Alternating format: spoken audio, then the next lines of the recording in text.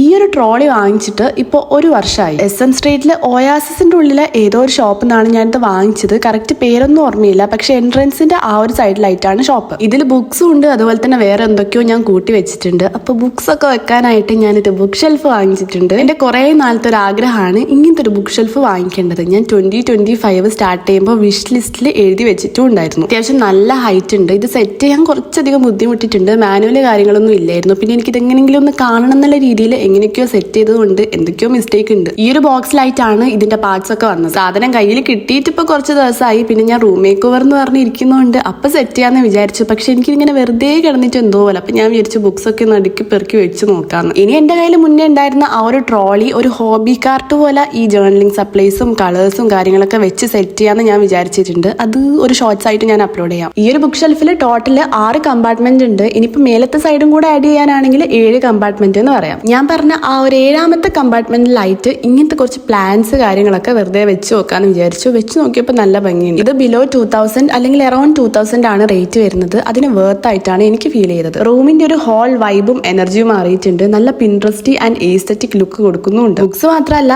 എന്ത് വേണമെങ്കിലും നിങ്ങൾക്ക് ഇതിൽ ഓർഗനൈസ് ചെയ്ത് വെക്കാൻ പറ്റും. വാങ്ങിക്കാൻ ആഗ്രഹമുള്ളവർ എന്തായാലും ചെക്ക് ചെയ്ത് നോക്കുക.